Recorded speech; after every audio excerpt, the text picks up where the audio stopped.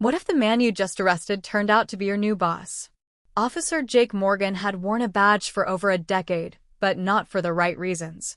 He didn't believe in serving or protecting. He believed in power, especially over those who didn't look like him. If a black man drove a luxury car, Jake assumed it was stolen. If a black teenager walked with confidence, he assumed they were up to something. And if a black man didn't instantly obey his commands, Jake made sure they regretted it. One humid night in Charlotte, Jake sat in his cruiser sipping lukewarm gas station coffee. A sleek black Mercedes rolled past, glinting under the streetlights. Behind the wheel was a well-dressed black man, humming along to the music, completely unaware he had just become Jake's next target. "No way that guy owns that car," Jake muttered, flicking on his siren. The Mercedes slowed and pulled over. Inside, the driver, Malcolm Price, sighed. He had been stopped for no reason before, and he already knew how this would go. But tonight was different. Tonight, he had just arrived in town for a major new role, and the last thing he needed was trouble. He took a deep breath as Jake approached. Jake tapped the glass with a smirk. "License and registration." Malcolm kept his hands visible.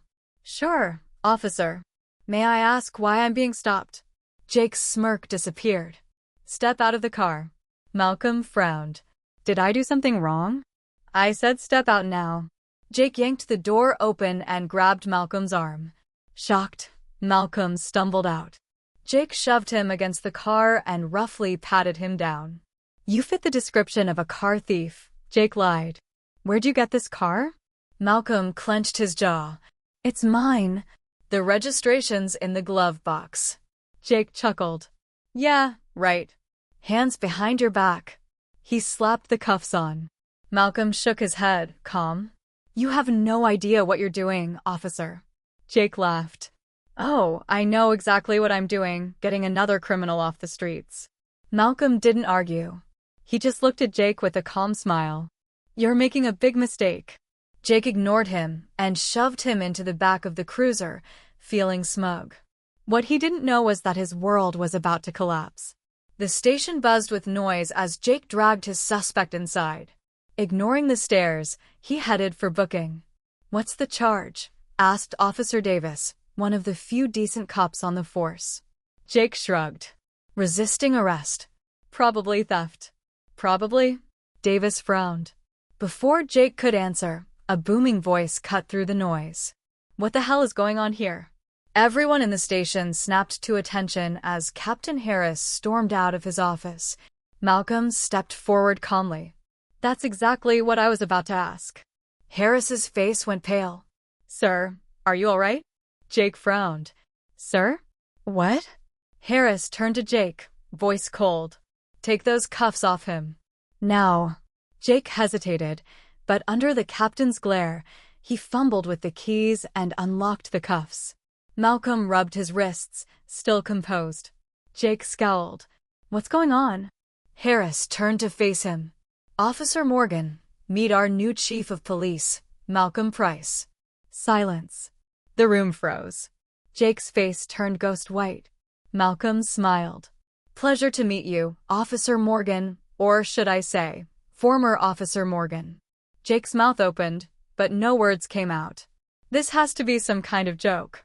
Malcolm shook his head. "Not at all. I've just been appointed police chief. And thanks to you, my first official act is launching a full review of officer misconduct." Harris stepped forward. "Jake, your history of racial profiling is well documented. But this time, you crossed a line." Jake clenched his fists. "You can't fire me over one mistake." Malcolm raised an eyebrow. "One mistake? I have a strong feeling this isn't your first, but it will be your last." Davis handed Malcolm a folder. "Sir, we've had multiple complaints about Officer Morgan abusing his authority." Malcolm nodded. "Thank you, Officer Davis." "Effective immediately, Jake Morgan. You're suspended without pay, pending a full investigation. And I'll be honest, it's not looking good for you." Jake looked around the station, seeking support, but every officer turned away. Malcolm stepped closer. "You treated me like I didn't matter. But here's the truth. Justice doesn't care about your badge. It doesn't care about your prejudice.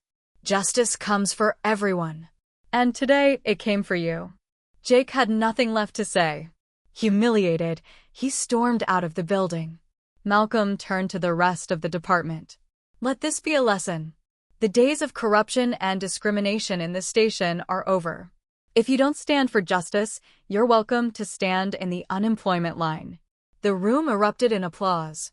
And just like that, Malcolm Price's first day as chief of police became one the department would never forget.